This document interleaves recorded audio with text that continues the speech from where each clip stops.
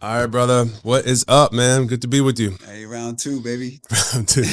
As we told you guys, this is going to be someone in our last interview. This is going to be someone that we invite back as often as we can because there's so many topics that I want to unpack with him and talk, and also just get advice from myself regarding. Um, but today I want to talk about. We've been talking about it a bit, and he's been telling me about this for a long time. Um, Brainwash for greatness. It's a Yes, brand. It's a movement. It's a philosophy. yes. I'm guessing all these things because I know you and I know what you stand for. But tell us about it. Thank you, and it's great to be back, brother. Um, I was speaking with a friend as I was telling the story, I think last time, and he was asking me just a quick, I was diagnosed stage 4 Hodgkin's lymphoma in 2010. Since that time, in the last 15 years, it's I've had 3 transplants. So one stem cell, one CAR T cell, and just about 2 years ago, a bone marrow transplant. So in May it'll be 2 years, and all the while, got married, had started a family. I got a 5 and 7 year old. I've made movies. I've been a producer on the films, going back and forth from the clinic, getting blood transfusions, back to set, still having the band on my wrist as I'm on set, and no one else knowing what's going on. And the guy said, how have you been, like, how are you doing this? Like, what are you? And I just automatically, I just said, man, I basically just brainwashed myself for greatness. And he stopped cold and was like, stop. That phrase, that sentence, that statement is one of the most impactful statements that I've heard in the last decade, if not all my life. And this guy's 65, very talented writer and producer. And I thought about it. And before the conversation was over, I had the IG account, I had the websites, the .coms, the orgs.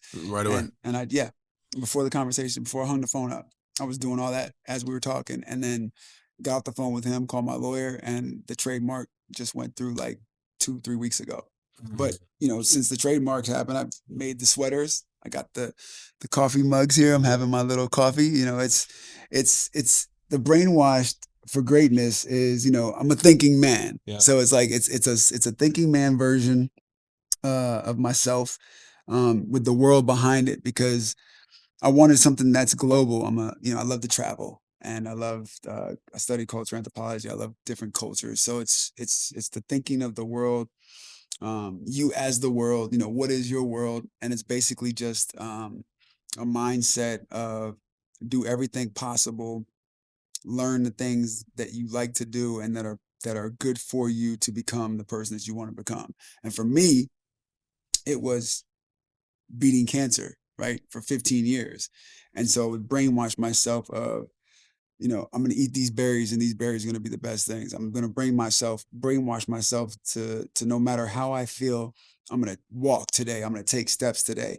And no matter what the diagnosis is, the prognosis is, I'm going to be cured of this disease every single day, saying those things, reading inspirational topics, books, hearing inspirational stories of people who had survived traumatic or difficult times or traumatic events, and putting in my mind that if that person can do it, then so can I. And can I ask you something? Because especially for anyone who's hearing some of this for the first time, um, each one of those bouts with cancer, I witnessed, obviously because I see you at the gym, you were exercising through a lot of it. Yes. But what I witnessed was, I mean, life threatening would be. It felt like an understatement. Like it was touch and go Oh yeah. potentially, and it was a serious thing. And you were also like had to make sure you didn't get sick. Right. And but from what I gather, a few of your bouts were like not everybody comes back from this, right? Yeah. Um, and just to give context, and then I have a follow up question. Could you share like a little bit more about maybe even just the last one to understand like how serious that was for anyone who doesn't know? Because I don't want to butcher the story. Yeah. No, I mean, listen, when I've had many conversations in doctors' offices about my disease, and sometimes the conversation in the room is not what you want to hear. I've heard, at one hospital that, I'm sorry, this is all that we can do. I've heard at another hospital, many other hospitals or clinics that, the disease is returned. This conversation was like no other. So we were in the room. I was feeling, I could tell that something was going on months prior.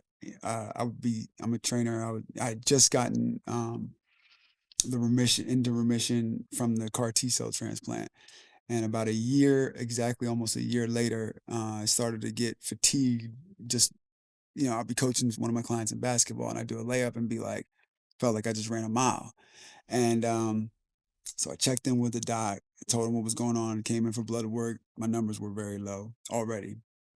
Instead of like 400,000 platelets or 350,000 platelets, there were like 150,000. And then the blood count, the red blood cell count, instead of like 14 or 15 or whatever, it was down to like 10 or 11. So they weren't where they should be. Mm-hmm. And so we monitored again. Then the next checkup a week later was like platelets down to like 75. It was dropping. Yeah. And so the next step was doing a bone marrow biopsy out of the hip. And I still have the pictures. I remember like it was yesterday.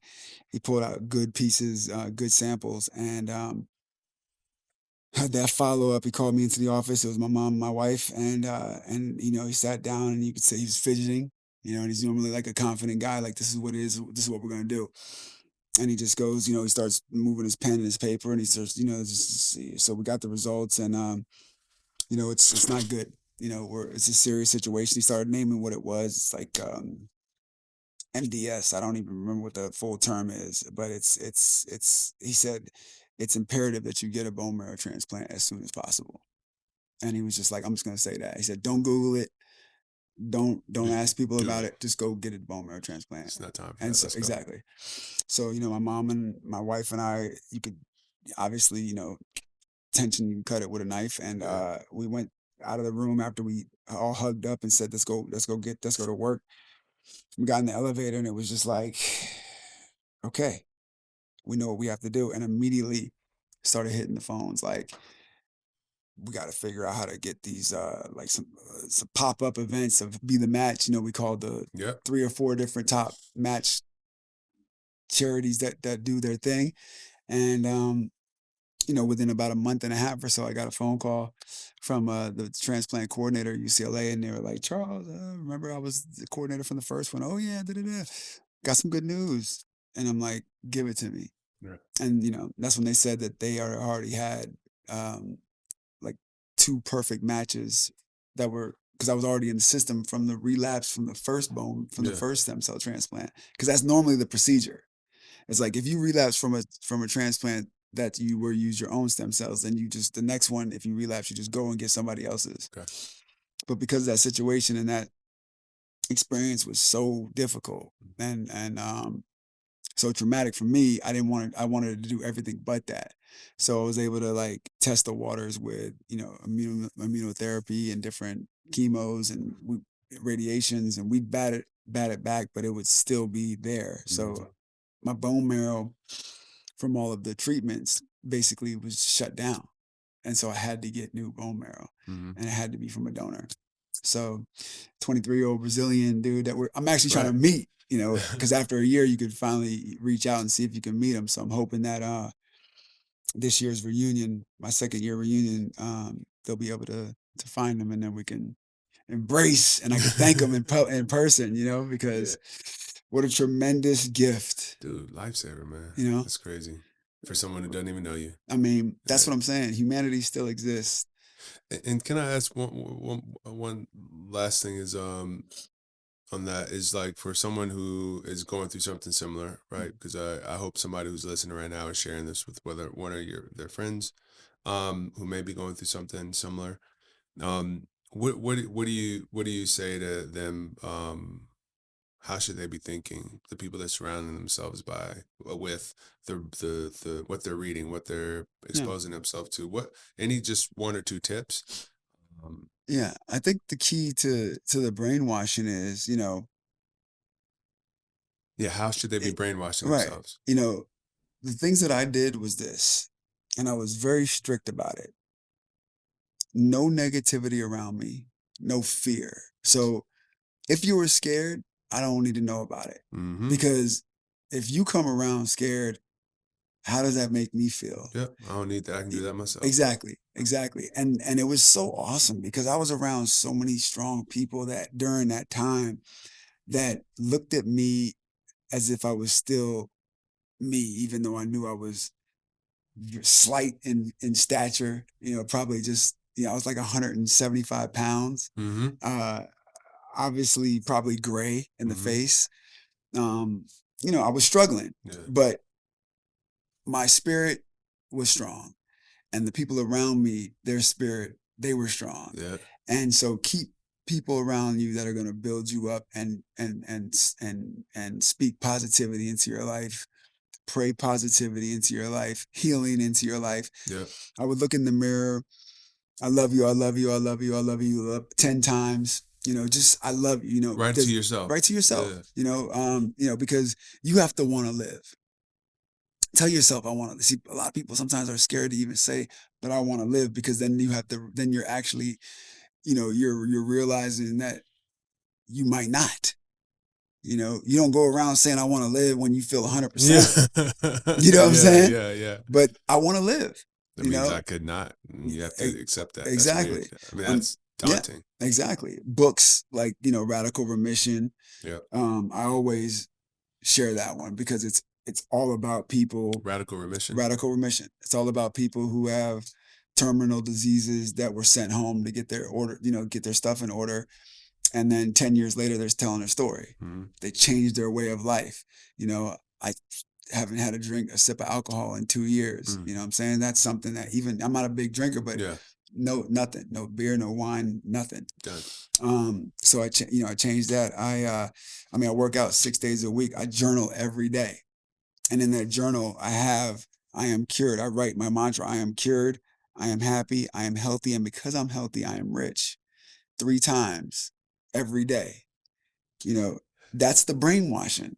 Let's talk about that, because the journal, but also because you gave me a journal that I've been I was talking to you last time, Yeah. and I can't remember why I brought the journal up, and you're like, I got one for you. Yeah. And you gave it to me. I carry it everywhere with me. I love that. But I don't know how to journal. My journal's in the car right now. I mean, the thing about it is, George, is like, how do I do it? There is no. My journaling is not the same as the next man's journaling. Some people write poems in their journal. Other people write, so and so broke my heart today. I write my mantras. I write what I want out of the day. I write who I want to be. And sometimes I write about what I've experienced as far as like who I was and what I went through to get to where I am today. For instance, I was writing in my journal that I wanted a certain credit. I wanted to be credited as a PGA producer on this last film, which is it is like a gold star for a producer to be PGA, Producers Guild Association accredited on a feature as a producer. That's, you're part of development, you're part of the filming, production, and you're part of the selling of the film and the post production. It takes a lot of work. Yep. And it's a high honor. And I would write that, I am PGA. I want to be. No, I am. And I sell. So for Finding Faith, just got the credentials like 3 weeks ago. They email you after, because it goes through. It's not just you telling the Producers Guild what you did. It's the other producers on the film. It's the director, it's the line producer. Like, they literally go down the list and say, okay, who did what? And if people don't know you or haven't seen you or don't know what you've done, then even if you did it, you won't get the credentials. Yeah. So, it's a very high honor. And it's not just about for showmanship or this, that, and the other thing, but it's leveraged. This world is about leverage. It's like, what can you do for somebody else that's going to help, that's going to, inspire them, or to get them to do something for you, right? Yeah, great. You have an artist that take for instance, or a boxer, take for instance, you're training. Yeah. Just because they're great boxers doesn't mean they can just go into Vegas and just fight for the heavyweight championship. they have to be tapped in. They Yep. have to, you have to. They have to be. We call it. You got to bring them along. You got to bring brought along. exactly Tutelage. Yeah. exactly. So everyone, I think, especially in this business, you have to be champion. So You there have was to a be time champion. you have to be champion, Yeah. and there was a time when I didn't even know what PGA meant or what it was or why would I want to be affiliated with that. Yeah. But and then you are championed, and then you get more access, and then you're around other people who are doing big things or high level things that you want to be associated with, and now they know your brand. Now they know what you've done. Yeah. Now you're valid. Yeah. You know what I'm saying? So it's like, and that produces action. Just Producing yeah. is a verb. It's not just, can't just go around saying you're a producer No, and not doing shit. Produce. You know what I'm saying? You have to produce. It's a verb. So, so going back to the journaling thing, sometimes I remember one time there was a point in my life where I was journaling, like I would start out and saying, I don't really have anything to say today. And then all of a sudden that triggers something. But it's like, but I'm still here. And so because I'm here, I'm going to take the time to give gratitude. That's another great way to journal, is to say what you're thankful for. Mm-hmm. I am grateful that, I'm so grateful. I'm so happy and grateful that, that money comes to me in increasing quantities from multiple sources, is another mantra that I learned from somebody that was, this old guy on Instagram. Whether it's coming to you or not. Whether it's coming to you or not, I am so grateful and happy that money comes to me in increasing quantities from multiple sources. And next thing you know, you'll start getting, I told some of my boys, they started doing it, and they were hitting me like, yo, it's crazy. My homie just called me today and was like, I just got 75 grand, like a bonus for no reason, not for no reason, but for just doing my job. But it wasn't really expecting it. Yeah. And it's interesting. And I think maybe that's what, I don't know what cued me to mention, and you gave me this, but I am not, I'm not one of those people that like I'll write down a business plan, which has my goals, right? But I always assume it's going to change and so on and so forth. And I'll write down tasks, but I never write down like, this month we're going to accomplish X. And I've done it one time. And it was back in November. And I wrote on a whiteboard, and please forgive me if I tell you this, but it was in the office, and I just wrote it so the whole team could see it. Yeah. So it's like, yo, we got hard goals, and this is what we're doing. Yeah. Right. And it was really spooky because it was a 2-sided whiteboard, and it was like on an easel, so you could flip it. Yeah. So like it was up there, and I don't even think I even walked everybody in and showed it to them. I just, and then we had a meeting, and I wanted people to see my goals as a client. Right. I flipped it, and it just sat there blank. And then about 6 weeks later, I'm like cleaning out the room, moving the whiteboard, and I flip it back over. Yeah. Everything on there had happened to a T. I mean, to a freaking T. Bro, listen, man. The pen is mightier than the sword. Listen, it's many speeches have moved people, have moved armies, moved nations. Yeah. Many words have ignited, a resurgence of poor nations. Listen, if you write it, it almost solidifies it and bakes it into the universe and just the spirit of what you're trying to do. We could talk about Something things. Else. And then all of a sudden you write things, and then it makes you, it's like signing a contract. Why don't we just do handshakes anymore? Get your signature down, right? Because now it's on paper. Anybody, you said, oh, no, that's not how they could pull the piece of paper out. These are our intentions here. Yeah. Right? So now if you're writing your intentions down. Why not? But because that's with you. Exactly. If there's anybody that's you should be making a contract with. Exactly. Dude, the only person that I wake up, and this, whether it's narcissistic or not, whatever my wife wants to say, it's, I'm trying to be the best version of me. And so my standards of greatness are so high that the blinders, it's like, what am I doing? Who am I following, or who am I admiring? Who am I reading about? Who do I surround myself with? Who am I taking the time to sit down and spend 60 minutes, an hour and a half with? And who's it benefiting, right? This benefits me as much as it's going to benefit everybody else that's listening to it, right? Because now I'm telling my story. I'm also creating another form of art that holds me accountable for the person that I am. Yeah. Now I'm having this conversation with you talking about journaling. If I go home and don't put pen to paper for the next month, then I'm full of shit. You know, it's funny. I was listening to Muhammad Ali talk one time, and he was talking trash to somebody, Yeah. and it was actually endearing because he was, I'm the greatest. I'm gonna knock him out in round 7, and blah blah blah blah blah da da da da, da Yeah. and all this stuff, and the only reason he said the only reason he stopped doing that, because he was doing it, by the way. Right. He said the only Exactly. reason he stopped doing that is when he would do it, the guys would gear up for that round. They would actually train for round 7, like.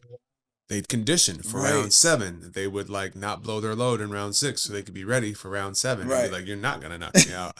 I just need to get past round 7. Even if you beat me, Yeah. I'm not gonna let you. And that's the Right. only reason he stopped. Yeah. But he was talking to somebody, and he was like trying to get them to like say something. He said, "Man, come on, put yourself out there like Yeah. I do, man. Put yourself." And when you hear him say it, it was like he was kind of like, put yourself out there so you hold yourself to a higher standard of performance. And I can't remember the way he said it, but he kind of like broke character for a second. I was like, come on, man, just say what you're gonna do, like. Exactly. And he was serious. Right. And it was like, it just, when I heard that, I was like, oh, he's using this as a way to hold himself accountable. That's Exactly. actually part of the way he accomplishes what he accomplishes, by saying, I'm going to do this, and it's done, basically.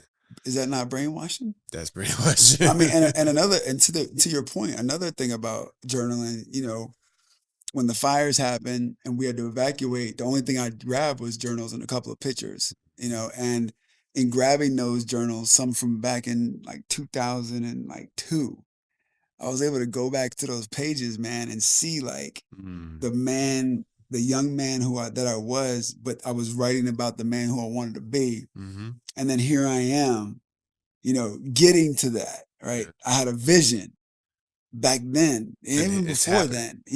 then, at 9, it's 8. My earliest memories of what I thought I'd be doing and how I'd be moving through the world to where I am now, it was all written, dog. It was all written. So, it's not just about accountability. It's not just about, the mantras or the brainwashing. It's like historical, uh, just paper, historical like references, historical history of your existence. When your kids It's can your go, history. it's your history. When your kids can go back and read, like, they didn't know me when I was 18, 19. Yeah. But if they read my journals, they'll get to know me a little bit. It's intimate. And they'll be like, dang, so daddy was struggling with that just like I was struggling. When they turn 19, they'll be like, oh, okay, he had the same type of similar problems. Like, he was thinking about what's he gonna do in life at that age, and oh, he was going through this breakup or that breakup, whatever, whatever, and oh, he was really trying to be a good dude, but he was just really just like to party a little bit too much, and shit like that. I mean, it's fun, man. I mean, stories. A lot of times, history was passed down, orally before people learned how to write, and letters were formed, and actual right. language Oral was formed. history, So it was oral history. But now we have the opportunity to like save our history, and our existence is forever. Reflect on it. Yeah. I mean, that's why I write books, that's why I make films. And, it's not just about a legacy. It's just about, hey, I was here. Yeah. I mean, it's something to be said for that. I never thought about it that way. Like, just keeping track of your own history at a bare minimum. So, on Brainwash for Greatness, if I'm bought in, and I'm saying, you know what, after listening to this, like, all right, I'm kind of bought into this idea. How do I brainwash myself? Give me like 2 or 3 things. So here's the thing, right? I got the journal. Yeah, got the journal. That was a big one. What are you reading? What are you taking in, right? Because you've heard the phrase, you are what you eat. Yeah. Okay, so like, it's not just food. What music are you listening to? What waking up at 4:45 in the morning was something that I just decided I was gonna do, because I found myself running out of time during the day, and then really being upset if I didn't get my workout in. Now, see, I don't just work out just to be fit. Yeah. Like, getting up that early and getting the body moving is more of like, and it's not even about getting a jump start for me. That's not why I do it. It's because I love to get every minute of life out of the day that I can. If I'm awake, if I can be awake and be active, You want to be. I want to be. You know what I'm saying? Like, why stay in bed if I don't really need to be? If I get my 8 hours, Yeah, you yeah, know, go to bed early, the kids are taken care of. yeah. And now I'm getting a workout in. I'm up. I can get another workout in later if it wasn't a great one, but I'm still moving my body, Yep. which is great for the mind. Blood flow and everything. Yeah. You know, if you're a machine, right? People have iPhones. They don't want to get them wet. They put them in a case. They take care of them. They do their software. I did a software update on the way here, right? If we take care of our machines like that, you drive a nice car, you got to get the oil change, service B, service A, thousands of dollars, change the tires, change the brakes. We're machines, right? If you think of yourself as a machine, my wife calls me a robot all the time because I literally, this is what I do. I mean, Yeah. it's like, I know what I got to do. I got to come in after the workout, get the kids breakfast. It's like a conveyor belt, bro. It's like, set the bread up. Hey, did it, fruit every day. System. Yeah. I mean, It's deep though, man, because you just mentioned it's like I just got when you said that about like how you like take care of your phone, people yeah. get insurance, they Oh, put yeah. in their upgrade and all that. And then Exactly. cars, like I can't tell you how many people, I just thought about it, how many people I've seen like telling people, be careful. Like don't spill anything, or Exactly. like I grew up seeing people put like seat covers on their Oh, car and yeah. all that and like covers on the steering wheel. Absolutely. And then they get out and it's never dirty. So they always have a rag and some spray to keep it clean, Right. But then they're in the worst health, period. That's Like what I'm saying. horrible health. But that car, See, because that's where they put the value. So the great question, how do you brainwash yourself? When I say wake up in the morning and look in the mirror and say, I love you, I love you, I love you, I love you, I love you, I love you, I love you. If you're saying that, if you love that car, if you love yourself as much as you love that car, you be doing that for yourself, right? I'm sure that person that keeps that car clean says, I love the car. Yes. And they tell everybody, it's my baby. I gave it a name. How many times have they looked in the mirror and told themselves they love them? They love themselves. Yeah. You know what I'm saying? It's like, so start with the I. Okay. The brainwashing starts with the I. What is your mission? Like I was talking to a young lady outside of Air One today. She was so sweet. She was talking to some, kids that were playing outside. I was like, man, you a teacher or something? Because the way she interacted with them, they were strangers. Yeah. It was like she's been around kids her whole life. Young Yeah. girl, right? I thought she was like 22 or something. She ended up being 26. Anyway, the point is, she was in the nutrition section of Ear One, and Yeah. she was like, I really want to bring like a nutrition program to public schools. She said, but it's just, it's just so difficult. And I was like, well, you got to talk to the local politicians. It's going to be red tape. You got to start there. And then I said, well, what's your social media presence? Because if you can't go through the red tape and get into Yeah. the schools, then you can start where the kids are actually looking, which is in social media, right? That's where they're at anyway. And she goes, yeah, I thought about that. She's like, it's just so like, how do you feel about putting yourself out there? I said, I mean, you're asking I'm fearless. Yeah. So you're asking the wrong person. I said, but from the questions you're asking and the things that you brought up as problems, like you're your only problem. Yeah. And I didn't know this girl. And she was like, oh, you're so right. Yeah. I said, you got to get out of your own way. Stop putting up these roadblocks and just do it. Yeah. Because all these ideas you have and all these desires that you want to do, if you're just seeing red lights, you're never going to do shit. Never going to happen, man. Find the green lights. Call up your local politician. Just do that. So first steps, right? Buy a journal. First step, buy a journal. Buy a journal. Start writing. Second step, get a pen you actually like to write with. Makes a difference. That's a good point. Some of my pens That's lost these days. Man, I'm telling you, some of the pens that I write with, I'm like, this shit ain't even really inspiring me. Another time I get a pen and it writes for itself. And you're like, this is the pen. Like I have pens for different books, bro. That's how real it is. Like the book I'm writing, the Brainwash for Greatness, 10 Steps to Be Positive, has its own pen. Then my journal has its own pen.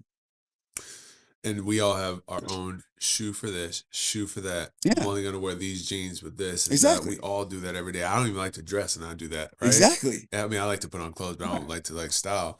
No. Why not have a customized pen for something that's going to actually move the needle for you and your family and maybe save your life? Check this out, right? Now, That's I'm a deep, type bro. of guy like That's this. deep.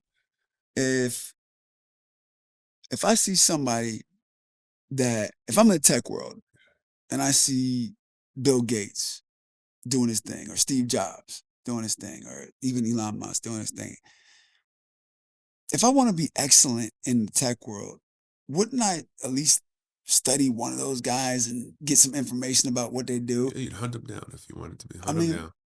if I'm a quarterback at Alabama or Michigan, wouldn't I ask if I can even have a Zoom call with Tom Brady one day if I'm like a high prospect, That's the question. Yeah. right? If I Watch want to his be tape. excellent.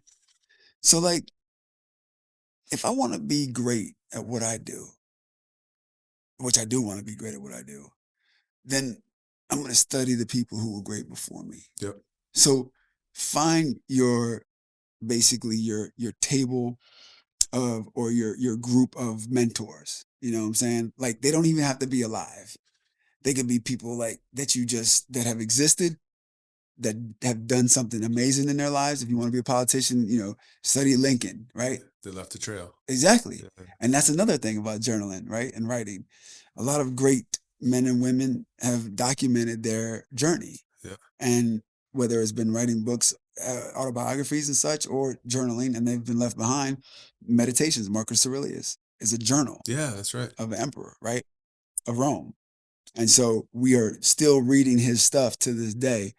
And stoicism is one of the things that I That's right. embrace. Yeah. And that so again, I like to take baby steps, and every time you continue to get to that next level and you don't stop, you bring that tool into the toolbox, and then you can continue building your house and your And foundation. so we got journaling, we have the pen, we have waking up and talking to yourself, right? Reading. Getting up, reading. What are you reading? Picking the Crucial. books, Crucial. and studying your mentors, reaching out to them, and so on and Reaching so out. forth, and investing in yourself. So, question for you, one more thing I think is important. We touched on this last time, and by the way, I had a follow up interview the other day with a gentleman who's a Navy SEAL, Oh yeah. friend of mine, Right. and he brought you up in the interview. Oh wow. And Okay. I was like, it was funny because I'm like, we were just talking about doing another one. He's like, yeah, listen to his. And it's like, anyway, I just wanted you to know that that's No. somebody who's been to the deepest depths of he's been a SEAL for many Yeah. years. And he was like, he really got something out of your message. Mhm. One of the things you talked about is you do these hikes and these like extreme things, right? Yes. And I asked you last time, I was kind of like, your life has already been extreme because Right. you've had to stare death down a number of times, which most people cannot say, and hope they will never have to say that. Right. But yet you still say, I'm going to go climb this mountain, and from time to time people die on Yeah. that, but I'm doing it, right? And what that meant, I've been meditating on that, and one of my best coach, strength training mentors, he taught me. Sometime I was like, well, how do I deal with this? I'm trying to get this person to squat perfectly, or this, that, press perfectly, and all these things. Mhm. And he said, oh, he said, man, you got to create the necessity for technique. I'm like, what do you mean by that? He's like, put them in a position where they have no choice but to do it right, And then he taught me about that, led me to understand like positioning, the right load, like with certain weights, like you can't even use your hamstrings if the weight is not heavy enough. They're not even going to pay attention. They're going to go quad and lower back. Right. Right. But he's like, if you give them the right weight at the right time and it's gonna fire. And long story short, and then I started using that in boxing. Like, how Yeah. do I not just like I can put fighters in a position where they have no choice. Like if I put your hand up against a wall and tell you jab and keep your palm up against the wall, it has to come out straight, no flaring of the elbow. Right. And I'm necessity for tech. You have no choice, right? Yes. And then if I want a fighter, and this has helped me over the past 10 years, he told me this like almost 15 years ago, 12 years ago. And I'll put them in there and say, like, we're tying up this hand. We're not even going to glove it up. You got one hand today. Figure it out. And their feet get better because they can't jab at all times. Right. So they got to stick and move, right? Right. They learn their angle, keep them out there. And so my question for you is, and I think about these extreme things, and maybe it's not always something extreme, but if you would, for someone who hasn't been through something as dramatic and as traumatic that you have been through, but they also want to get up and like get ahead of life and be ready for these things, right? how can they create the necessity for the technique of brainwashing yourself for greatness? Um, is it marathons? Is it practicing holding your tongue in an argument with your wife? Is it how do you, because essentially from what I hearing from you is you're constantly staying ready and forcing yourself to do the things that you need to do to stay ready. And think anything, sorry to talk so long, but how would you, No, please don't apologize. if I'm trying to prepare myself, what do I do? Well, you said so many things that kind of registered in that in those statements that you just made. I mean, in mountain climbing and the necessity to stay present, all those things you mentioned, whether your hand is on the wall, yeah. I mean, staying present. You want to add. Yeah, I mean, how many times have we heard people say, "Life is so short," right? Because we're always thinking about the next move, always thinking about the future. But when you stay present, Yeah. when you actually almost see the wind hit a branch of leaves and it moves almost in slow motion over a lake, and you're like, this is beautiful. Yeah. This moment is gorgeous. I was just looking at a video this morning when I took the family to Fiji, and I literally just panned the beach, and you see the huts out in the water, and it's perfectly still, and the sun's just coming up. Must have been about 5:36 in the morning. No one on the beach from side to side. I was like, I felt that I was present there, Yeah. watching it on my phone. And that's why Fiji was just such an awesome experience for us, because it was just after my transplant. Yeah. I just got the green light to go. Right. Definitely came back with a stomach bug because my immune system wasn't tight yet, but it was still like a phenomenal experience. Yeah. Because everything was so vivid. Everything was so moment to moment, because I just come out of this crazy situation. So if you don't want to go through trauma, right, to have to get there, then you have to in my opinion, you have to press the body or the mind in some type of way where you have to remain completely focused in that moment. No choice. No choice. And then you realize, like, nothing else matters. Why do you even want to get brainwashed? Because you're trying to do something maybe that you've never done before. You want to be a new you. Yeah. You want to accomplish great things. I mean, it's not rocket science. Listen to the people who are great that just rinse and repeat every day. They're brainwashed for greatness. Like LeBron is brainwashed for greatness.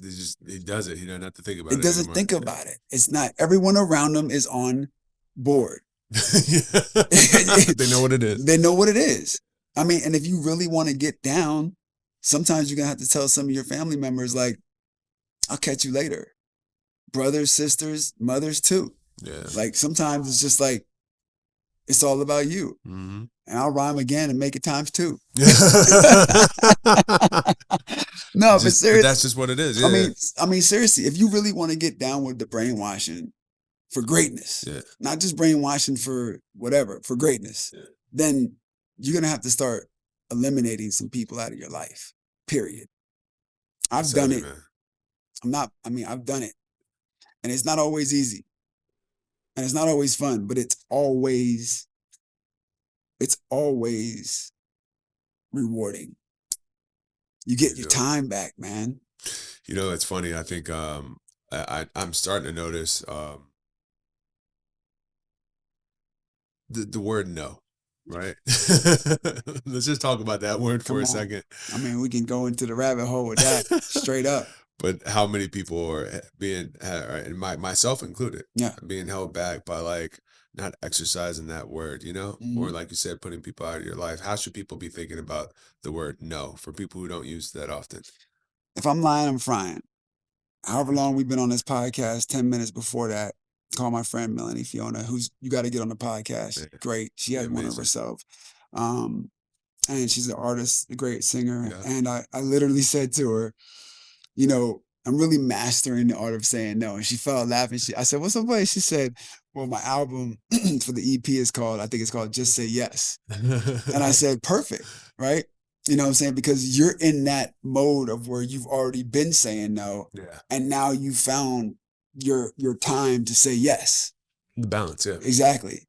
for me, I've been here, I've been there, I've been all over the place, always saying yes when I was younger. Yeah. And then I got hit with stage 4 cancer. I was still trying to, and then family, relapse.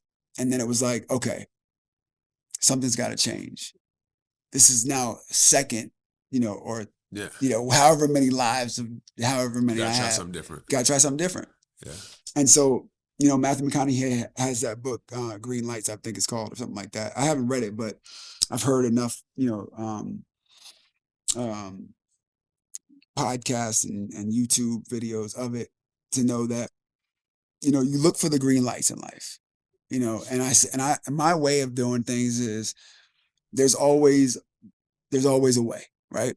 And when there's resistance to that way, then you pivot, but you're still going towards the goal. Yeah. You know what I'm saying? Exactly. So it's not always a straight line, but as you hit those roadblocks, if it's people, then you just eliminate them. Period. Exactly. Yeah. It's like, because anything is possible. It is possible. Anything is possible. It's possible. You tell me you have a client, or you're working with a talent, and immediately we come up with ideas of potential collaborations for that person. That could literally take them to the moon. Yeah. With a guy who's winning Grammys. Yeah. I step into I hear music being played down the hall. I step into the recording studio, and a guy is doing music for one of my favorite artists, and who I was just with that whole record label in Mexico City.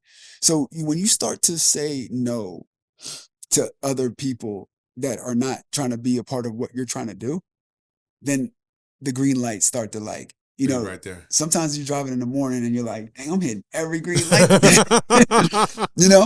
And that's how it starts to feel. Like your projects start to hit that momentum where you're making phone calls and that person's in. Yeah. You're calling this investor and they want to get down. Yeah. You're calling this studio and they want to take a look at the development. And all of a sudden you're like, man, I'm on that 4 a.m. or that 4:30 a.m. green light. You cleared the way. Cleared the way. Cleared the way. So to it's not easy, man. I mean, you're asking great questions. It's like, how do you start to get brainwashed, or how do you start brainwashing yourself? Well, I mean, the first thing is the deciding that you actually want to buy in. I mean, it's like, do you want to get hypnotized? I don't, but maybe that's what I need to actually change this one thing that's really cramping my situation at home.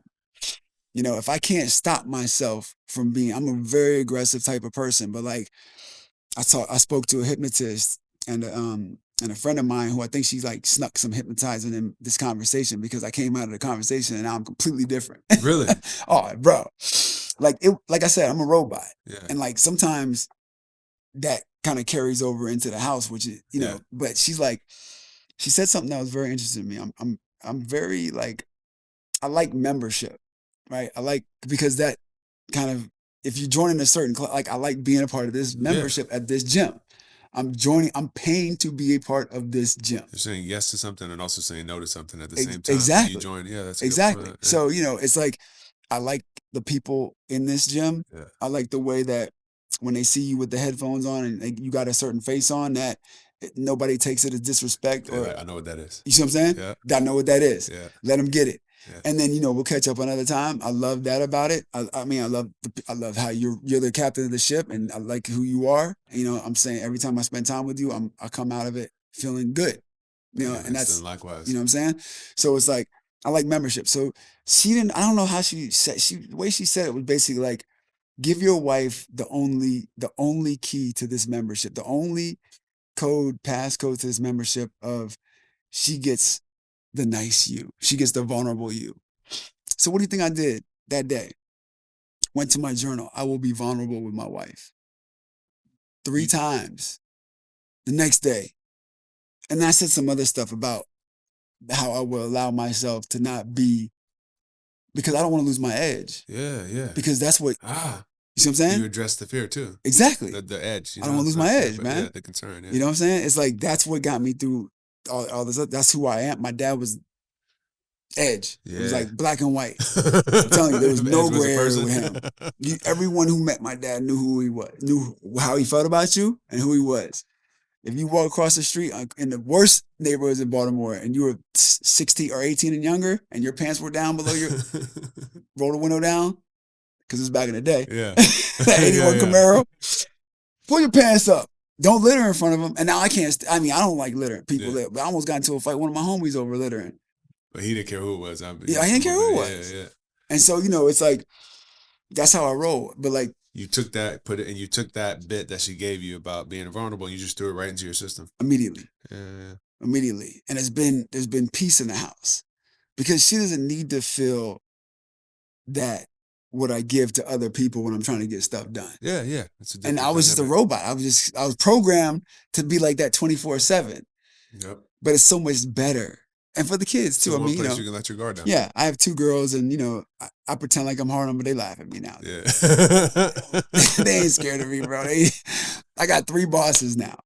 You know what I'm saying? But that's okay. But so look, I say all that to say this, is that because I know what brainwashing can do, because I know what writing things down can do, because I know what saying things out loud can do, because I've done it for so many years now, decades, that I have no fear of starting that out.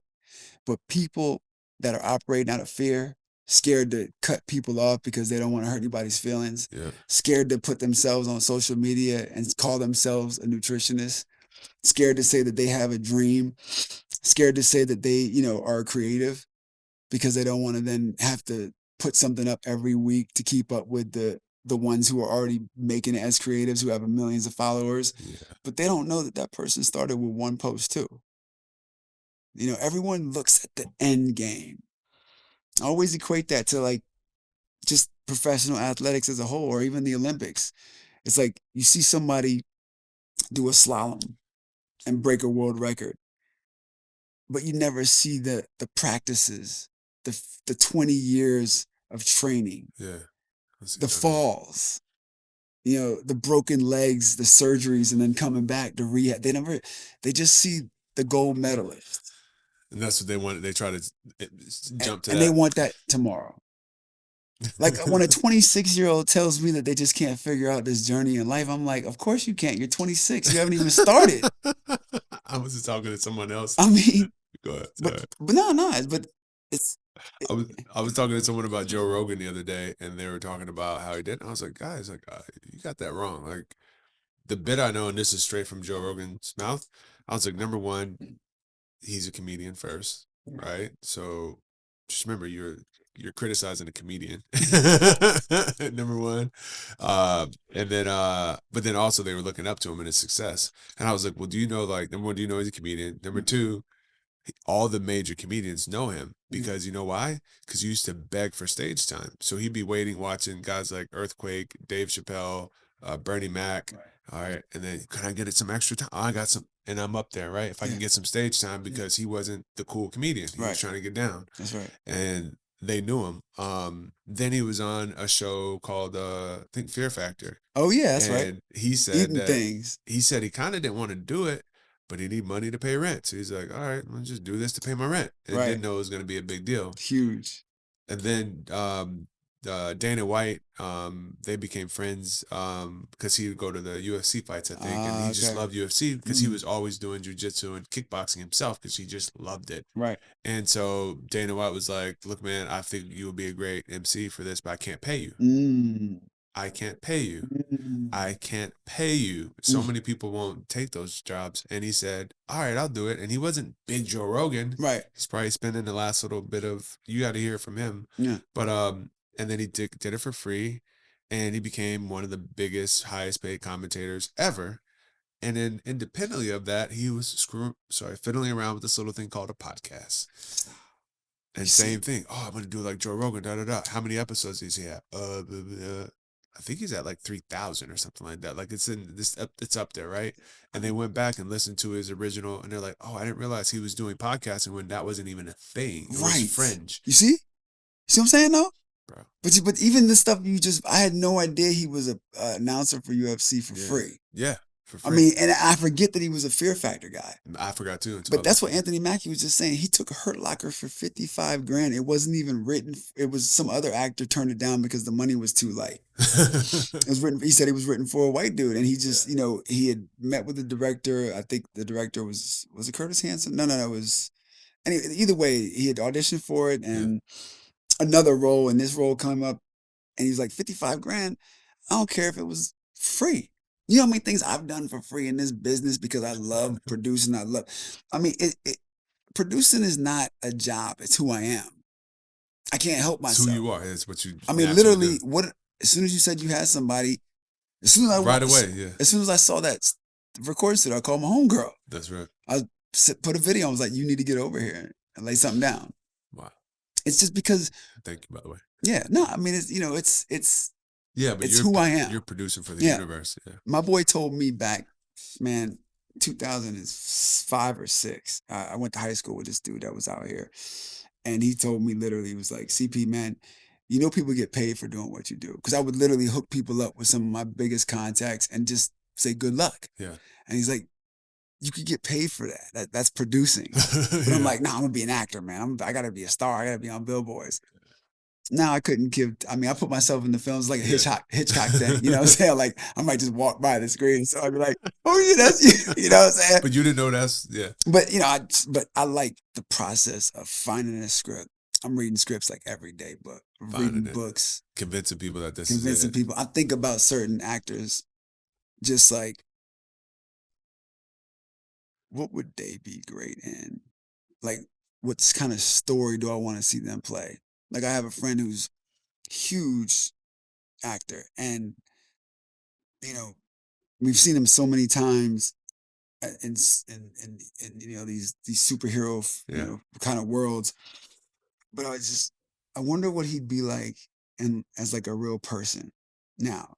As an actor, right, in a story, and what kind of story would really get him to be like, I need to experience this. You know what I'm saying? Yeah. Like I just think about that. Right, he wants, and it's back into the rest. And so I'm constantly walking around in thought, constantly walking around trying to be present of what's going on, mindful of, how does one project leverage into the next, or how does one, conversation kind of carry over into, oh yeah, you know what? That wasn't great for that, but hey, I got this. Always producing, man. Even as a coach, I'm just producing to the next client. Can I ask you one, because it's somewhat related, but I've been wanting to ask you since we've been talking today. You talked a lot about being a robot. Yeah. And I struggle. This is one of my biggest struggles, but some of the people I look up to the most, I notice they either they know it, they naturally have this without knowing it, or they talk about it a lot, and they talk about their routine. And just if you could just share, like when I say routine and how that can be important to people, if you can just share your thoughts about it, I won't. Yeah. Listen, man. Ask the question. I mean, how much stuff in a day do we experience that's out of our control? A crazy driver, an earthquake, the fires. You know what I'm saying? Like the stock market. If you can actually control a little bit of your day, a routine. Yeah. The alarm's gonna go off at 4:45. I'm gonna get out of bed at 4:55. Control that. I'm gonna listen to. I've done this thing. I'm on a journey right now, man. I've always had people, around me who wanted to tell me what the Bible really meant and what God is trying to say and what Jesus meant here. I said, you know what? I don't want to hear anything. I'm gonna have my own experience with reading the Bible. Now I'm my third. I read it twice in a row. Wow. And now I'm my third the whole Bible. around. Yeah, over like the last. I mean, it's just the Bible app. I used to read it on the phone, but you can actually hit play, and it speaks to you. And I was telling my boy that, and he was like, it's actually better that way because the Bible used to be like orally, transmitted. That's right. Yeah, and so it's been quite the experience, man. Because the last film I did was called Finding Faith, and then here I am. Yeah. finding that having my own experience with the Bible. So, and kind of I got off track there, but No, I was just it's talking the about routine routine. You're exactly. saying So that's that's part part of of my your routine. routine. Yeah, Yeah. and so I do that, and then I read my daily Stoic, every morning. So it's wake up, it's play the Bible, daily Stoic. If I have time to journal before I go to the gym, then it's that. But then I usually come home, hit the gym, and then their kids are up, and then it's breakfast, and then it's drop off. I do drop off and breakfast, and so once I come back home, it's on. It's roll. It's time to then go. it's go to the day planner. Who do I have? Do I have any clients? Do I have any Zooms? Do I have any calls? Do I have any scripts to read? What book am I reading? I'm reading a book about an ultra marathon runner right now. He ran like a 196-mile race, like basically ran 3 days straight. Like, and I'm sitting there reading it. I'm thinking to myself, I've done some extreme shit, right? But I'm like, why? Because the book is not well written. It's not. I know what the intention is, But the content. but the content is not. It's kind of backwards. Like, he should be saying why he's doing this running. What's he finding? What's he experiencing? I like to read shit I'm gonna learn something from. Yeah. All I'm listening to this guy talk about how much pain he's in, basically his whole life while he's running, but he loves it. Yeah. And he hallucinates, and I mean, running a marathon to me is hard enough. Yeah. But these ultra marathon 100-mile runs, running 24, 48 hours straight, it's crazy. You said he hallucinates while he runs? Oh, yeah, I mean, because you're putting your body through so much stress. Yeah.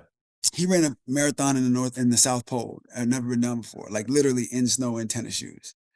He ran a marathon in Death Valley, like a 100-mile race in Death Valley, right? It's crazy heat, this, that, and the other thing. Tennis shoes. Okay. Yeah. With tennis shoes, I'm saying in South Pole. Got it. Yeah. Got it. I mean, but I'm saying usually you have to have snowshoes in the South Pole. Got it. I mean, just crazy things. And I'm still trying to figure out, like, okay, so who are you? And I still haven't, it's just, he just talked about what he did. He didn't tell me who he is. Yeah. What are you doing? Like, who have you become? What has this broken you down to be? Yeah. Not just like this insane person looking for the next crazy challenge, but like, why? Yeah. And so, what's your why? I mean, that's like a question that comes up all the time, and that's philosophy 101. Like, who are you, right? I mean, it's like, get to know yourself. If you really want to change, you have to, or you really want to be something that you're not right now. Yeah. Then you need to sit down and really have a question with yourself and ask, like, what am I doing that's not working? Yeah. Just address it. I find oftentimes people know the answer to that question, which is really funny. Of course they do, but they don't want to face it. They don't want to ask the question, though. Yeah. You know what I'm saying? It's like I would circle around and I would zigzag and try to dodge what was sitting right in my face the whole time of why I was not where I wanted to be or where I should be in my mind at the time in my mid-20s. I wasn't taking shit seriously like that. I thought I was. Yeah. But then when cancer hit, everything got real. Then you understood what real was at that point. Yeah. So if you're stage 4 and you're, 6 weeks in the hospital getting that transplant, and then you got to do it again. And then you did it again. Yeah.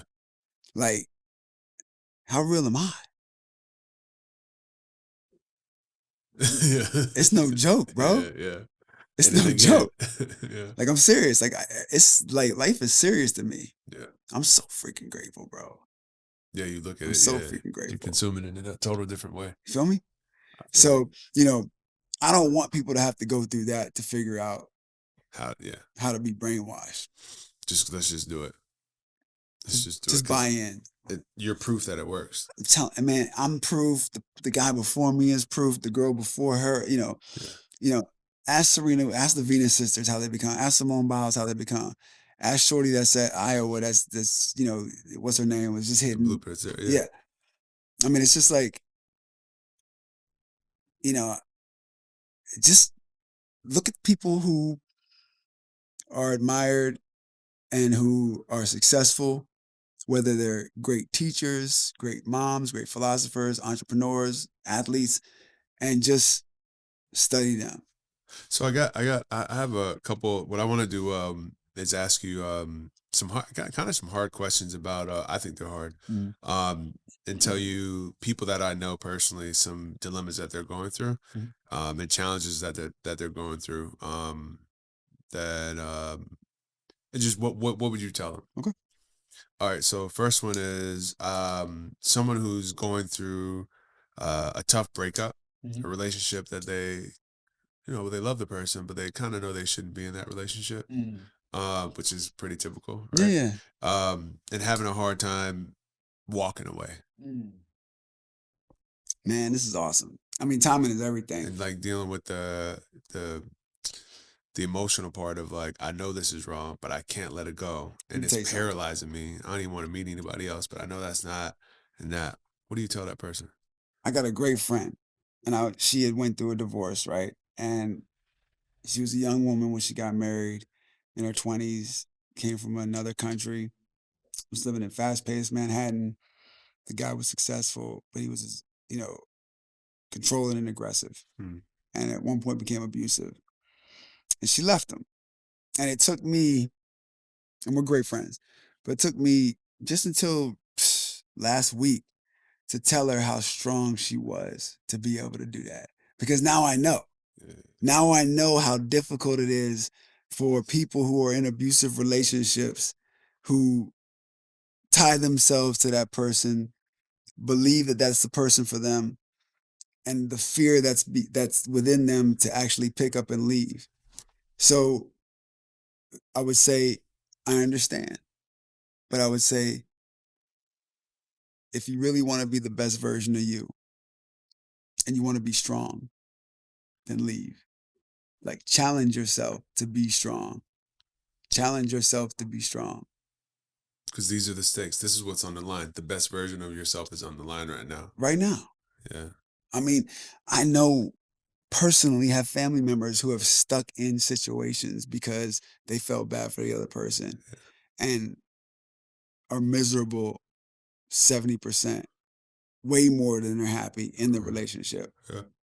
Just there because 25, 30 years in a relationship, just there because they felt bad or because they were comfortable, but know damn well they should have left.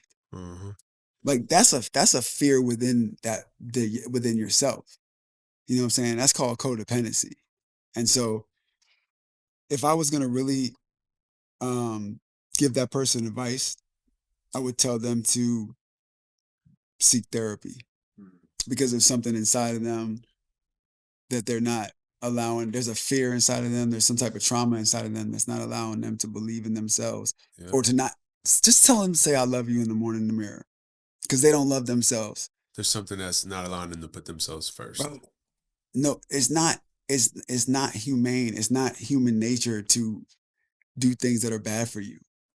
That's true. Like, no animal does that. Survival, yeah. You know what I'm saying? Yeah, it's just like, I mean, Even a polar dog, bear does not go to the desert. If you spank a dog once or twice, they're not gonna run up to you and be like, "Can I get another?" I mean, it's just so if you truly just let your human instincts come over, and if you have the feeling in your stomach that you know you shouldn't be here, then you have to do it. We've all done it. We've all made had that breakup that it felt bad, but you knew it was better. Is what it is, yeah. I mean, but that's straightforward, man. And it's like knowing what the stakes are, like you said, seeking therapy, and then just knowing that if you're constantly putting yourself in danger emotionally or whatever it is, you're going against the way we're supposed to be wired as humans. I mean, to George, survive. Listen, man, I 100% positive that every coach should have a coach. Every person who can afford it should have a therapist. Yeah. Period. All right. Second question. Yeah. For somebody, I know I have a friend who is an artist, right? Talented as all get out, like talented, but is really struggling with building her business, getting new clients and so on and so forth. And I've given advice and so on and so forth, but she has a hard time taking my advice, and I think a certain way. But long story short, and I think artists generally, especially these days, you have to be an entrepreneur because you have YouTube, you have TikTok, you have all these outlets you have Upwork, you have Fiverr, You have all these ways to like get business and all that. Yeah. So we live in a time now where like if you're an artist and you're talented and you're not getting work, people kind of look at you like it's your, you're the problem, right? Exactly. But obviously that's not the answer, Right. right? And if I'm telling somebody, so what do I tell this person that is just like talented, has proven it, has made money in the past, but Mhm. just can't get out of their own way in terms of going out and getting new business. Just how to think about it, because it's they know how to do it. They just can't frame their mind, frame their thought pattern or whatever in a way that's making them go out and just get it. Mhm. See, you're a mentor and you have a caring heart, and you I had a friend that would literally like pull over and put pit bulls on the street in her car Mhm. and save. She saved dogs and stuff that would definitely would tear her throat out. And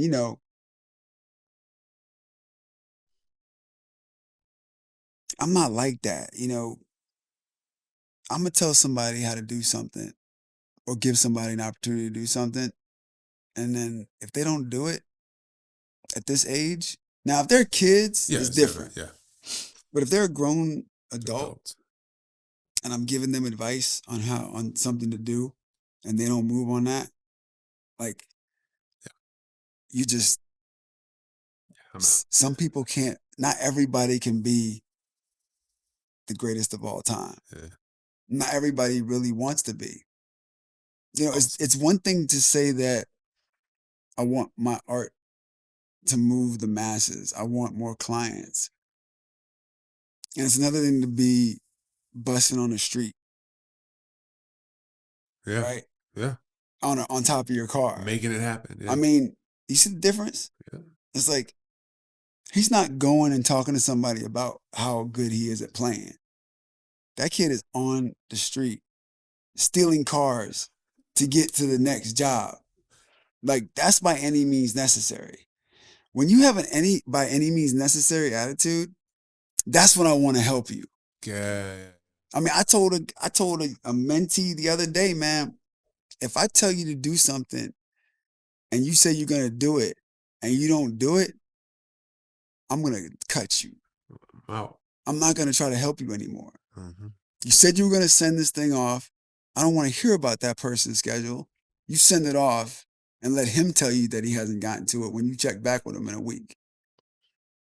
And follow up. So you tell that person, I want to see 4 pieces of art put up on your Instagram page or Fiverr, all this other stuff you said Yeah, a week, or don't complain about not having clients. Like, don't, and this simple. is me telling you to keep these people away from you. Yeah, yeah, yeah, I don't care who they are yeah, because right now you're sitting here trying to get information when clearly you're probably telling her these things or him these things. yeah, And it's like, if they're not doing them, bro, then you got to help the people that are doing them. yeah. Because that's how we're creating green lights for other people. Exactly. Because then your energy's over here Yeah, and then missing out over there. And then now he's gone somewhere else yeah, or she's gone somewhere else. yeah. And you really want to be a part of that journey because you really are interested in that because you see the hunger and the talent. See, I always tell people, man, the best artists in this business are on the bus stop because nobody championed them.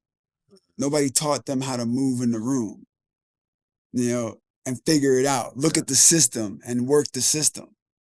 You can't just be a great artist and just put everything in your wall like back in the day, like a Basquiat, and all of a sudden somebody comes over and like, damn, It does not like that. Andy Warhol's over here, Yeah. Nah, it's not gonna be like that. Like you said, people are getting discovered here. Yep. It's all there for you now. It's all there. And the algorithm's trying to get it to people E- for you. For Exactly. free. Exactly. So I would really just say, listen, it's a beautiful thing to be an artist and create and really be about your craft. Yeah. But if you're not in the right places, if you're not putting yourself in the right places, for instance, social media, Anthony Mackie talked about, going to, he was tapped because he was at one school when he was a kid where the principal was racist in New Orleans and wanted to put him on Ritalin, but he ended up going. One teacher saw he actually had this something about him and told him to go to this art school, this theater school, and he got into that school. Then he got into Juilliard and realized that people are actually making a living off this thing. Yeah. And then he went into Broadway. And then he met all these great actors that he admired, Don Cheadle and Denzel and this and the other thing. And now he is Captain America, bro. Dovetail. Exactly. Yeah. But he took the lead of somebody else recommending something. He listened. I mean, I tell people all the time, I'm coachable. Yeah. If you tell me something right now about boxing, I will never do it my way again. That's deep, bro. That's the problem. If Kobe came back from heaven today and told me how to shoot a free throw, I would never do it any other way. I would never do it my way again. Yeah. Because I don't know better than him. I don't know better than you in the ring. Anything you tell me about boxing, I'm doing and I'm not going back. Let's start there. Why not? Exactly. Why not? If an artist comes to you and say, how can I get more clients? How many examples can you say in your life alone, what you've done to get more clients in the gym? Bro, masochistic. Is that the right? Yeah. So do it. And if you don't do this, don't come ask me again. That's what I would say.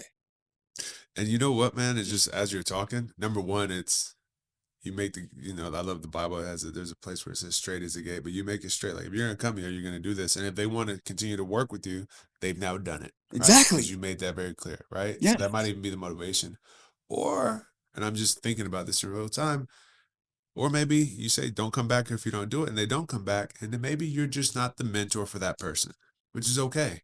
And that's now okay they too. Go find somebody else, right? Exactly. That might be it. I mean, maybe that's it, or maybe they're just not cut out for it. You never know, man. But like you said, it forces reality to come to the forefront. Just this year alone, I had to clip a couple. Just wasn't the same vibe. I still wish them the best, but we're not. The green lights weren't there. Too many red lights. Too many hazards. Period. Yeah, man. It's deep. I want to. The last thing is I'll ask you, and is because I think when you're brainwashing yourself for greatness, I love that term because sometimes it's a term that has a negative connotation because it's always used negative. Right. So I guess two questions. I'll ask two because I keep saying I got another question and another question. But my two questions are, I guess one, why did you choose that term? Mm-hmm. And then the second question, and I'll bring it back up. But I want to know why you choose because you deliberately chose it. And then I want to talk about how to put friends in the right box. But I'll get back to that because I want to tee up that question a little bit different. Why do you choose the word brainwashed? Man, it was put on me. I didn't even. I literally it was in conversation. Oh, that's right. It just came out. Yeah, I did not. It wasn't something I was sitting around thinking about. I literally it just made sense. I love the English language. I love when words really express a thought and really move or create emotion. When someone says something that's so impactful that you're just like, damn, like, how do they put that sentence together? Yeah. Brainwash for it was just one of those days, man. I mean, I literally was on the phone. I was like, I basically just brainwashed myself for greatness. And I think it's a powerful word because it's like brainwash is like the thinking's done. It's done, man. Exactly. The thinking's done. I mean, we've all heard the story about, Steve Jobs having just black T-shirts and same pair because he didn't want to think. Yeah. Because he's thinking about the freaking iPhone. How can you think about your outfit if you're creating one of the greatest inventions of our time, for sure? Maybe ever. Your computer is right here at the speed of a light. I can send emails. I can check the web. I can Google AI stuff. I can draw, create. I mean, I can shoot a movie. You can diagnose. People are literally getting their medical advice at times now from ChatGPT. Yeah. He did that. You build a whole business. Yeah. I mean, Apple now is synonymous with, it's worldwide. Biggest company in the world. Because that guy was focused. Exactly. Because he didn't even want to change his fucking attire. Like, that's what I'm talking about. Yeah. Get robotic to the point where there are no freaking questions. And guess what? You're going to piss a lot of people off when Yeah. you're doing what you're supposed to be doing to get to where you want to be, and you don't have time for the bullshit. And that leads me to my last question. You said you piss a lot of people off, and and sometimes maybe that's a sign that you're on the right path. I think sometimes. So I think why? Because I always, and I think this leads me to my friend's question. I don't understand why so many people have a hard time when somebody starts brainwashing themselves for greatness. And what I mean by that is saying, I'm the greatest this, I'm the greatest that. I'm going to have, I'm going to sell, I'm going to write this and I'm going to sell this script. And Yes. when people start talking like that Mhm. with confidence, but also backing up with work, Yeah. it unnerves certain people, you know? Yeah.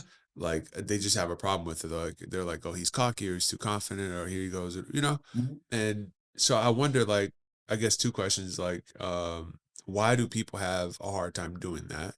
Right. I guess they need to be told to do it, which you just told me. So now Mhm. I'm going to do it. Right.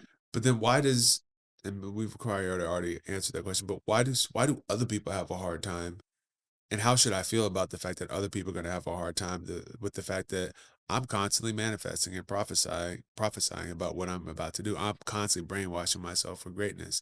Why does everybody have a hard time with that? And to the person who is having a hard time saying it, writing it, like, I have to go deep on that. I have to think back because I've cultivated a community in that I've taught. I think I've proven with some of the things that I've been through, um, just medically, that those who are around me, I'm going to encourage you to say what you want in life. I actually even a mountain climbing team crew that we meet, quarterly. We actually yeah, have our end of the quarter meeting coming up where we put down on paper. We talk about our goals, what we're struggling with, even when some of us are having issues at home. We are completely vulnerable with each other, and we support each other, and we push, and we do not let any of these people in this group give up on their dreams. So I don't have people in my life that do not think that what I'm saying is going to happen. If I say something and I'm putting it out there in the universe, not only are they believing that it's going to happen, they're now saying it on their own about me. yeah, I'm always asking my friends, what do you want? I ask strangers, I just told you, I asked this girl at Air One, what do you want? Okay, you're on your own way. Boom. Get out of your way and it'll happen.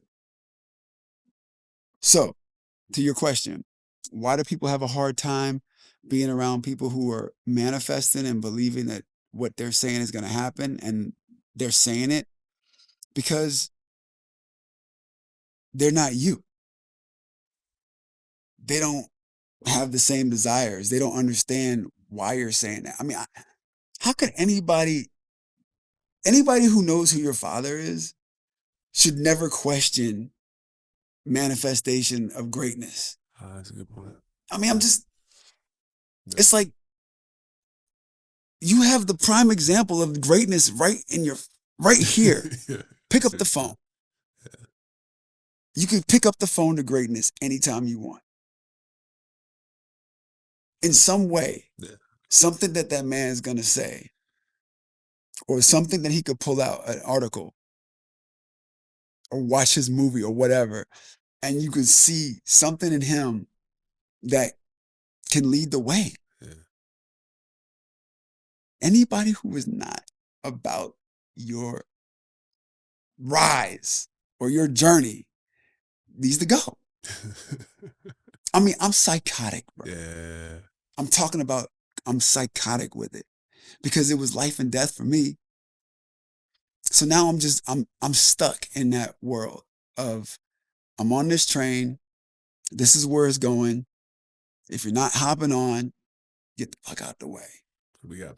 No have time for, yeah. I'm telling you, Can't carry the like weight. Yeah. that's where I'm at.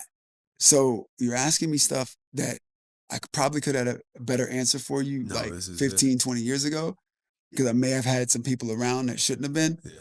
But for me at this point, ruthless. And it's just the truth. I mean And it. the truth doesn't change. And it's not about being an asshole. Yeah. It's protection yourself, your dream, the journey. I mean, imagine if Jordan's wife or Kobe's wife or whoever, Pat Mahomes' wife said, just stay in bed today. Don't go to practice. Mm-hmm.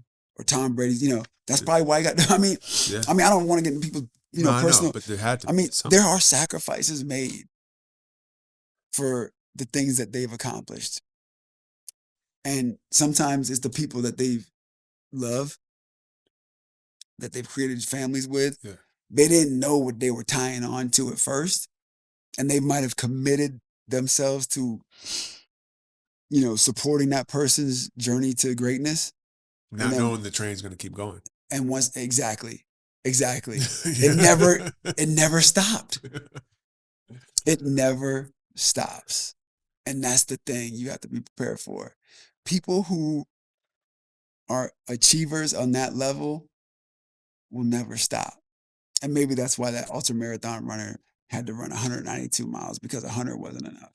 132 wasn't enough. So there it is. I just answered the question for him. That's all you had to say, bro. Like, get a better editor.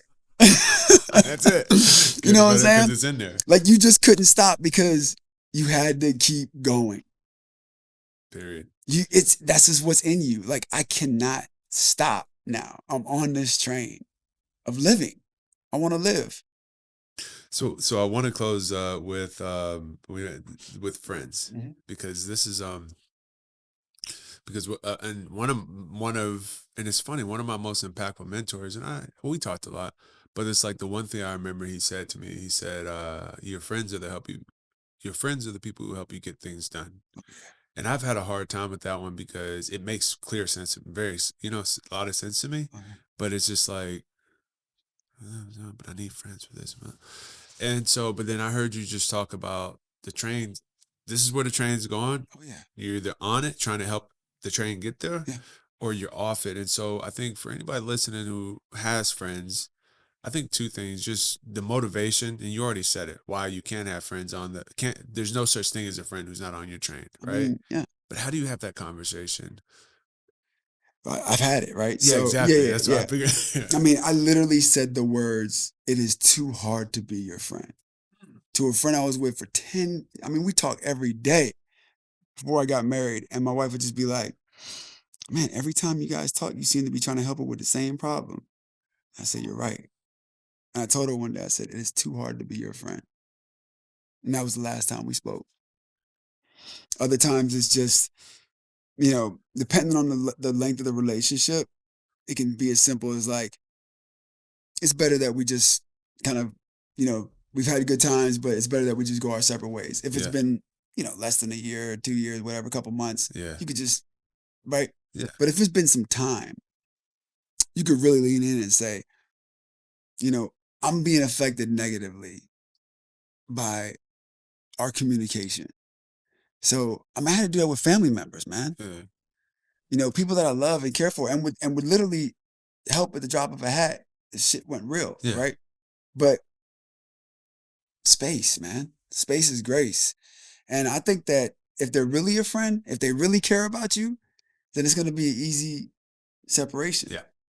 But if they were just kind of like leeching on or trying to drag you down or just needed somebody to then like it could be some, there could be some contention, like, it just could just be like there could be some words. Yeah. But and if it gets to that point, then you already know you're making the right decision. Yeah. But man, nothing feels better to me than being truthful. My wife is so nice and so kind that she'll walk around with this pain in her chest because she does not want to be around certain people or somebody's affecting her a certain way. Yeah. And I'm like, tell them how you feel. Yeah. But that's not in everybody. It's not, and it's something I've noticed, and remember, to anybody who's listening, we're talking about greatness right now. Yeah, exactly. We're not talking about mediocrity or being comfortable. That's a whole different discussion. Exactly. Friends, you know what I'm saying? We're talking about greatness. Yeah. And if you're really trying to be great, and we know the bar is set super high, just in this room alone. Yeah. We know the bar is set super high. So just think of the greatest people of all time. Get to that level. The sayings is lonely at the top. Yes. There's a reason why they say that. Because it is. I mean, there's a reason why. You know what I'm saying? There's a reason why people had to let some of their brothers or sisters or relatives go as they were going on to greatness, because they didn't want to conform to the lifestyle of what it was going to be and what it was going to take in order to maintain that greatness. Yeah. It's one thing to get to the top. It's even harder to stay there. Yeah, it's funny, and I think about the last thing I'll share is my dad used to say, I talked to him a lot about different things, and he said he would, when he was trying to, when boxers would be like, well, I want to be an Olympic champion, da da da, like ask for advice. He said he would be scared to give advice and tell them the truth, because he's like, if I tell you the truth, you may run the other way. That's right. And he was like, I'm gonna tell you the truth. He's like, I can't tell them that. Right. Because they may not show up at the gym, and if they show up at the gym, their life may be better.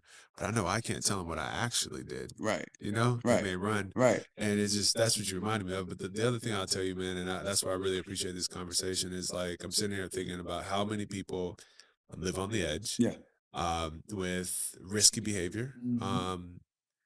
Or maybe they like to surf or whatever. They live on the edge all the time because they're adrenaline junkies. Yeah. They can't say no. Right.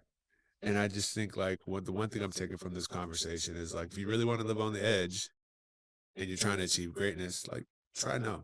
Try no. Because it's nerve-wracking. You're like, here it comes. I'm going to tell this person no. That's right. Right. If you love taking risks so much, say no. Like, that's my mantra. Exactly. Now, you help me. Yeah. You Good. blessed me with that one, man. Nah, man. Well, listen, brother, I could talk to you for days, bro, man. I love philosophy. Episode 3. I love philosophy. Exactly. Round 3. Let's go 12 rounds. But it's a joy, man. I love sharing my story. I love trying to, inspire. I love to just tell myself again the things that I need to be doing and focused on. It's just a constant reminder. You can never get enough when you're brainwashing. Hey, man. Thank you, bro. Man, appreciate you, brother. Good to be with you, All right, as much always. love.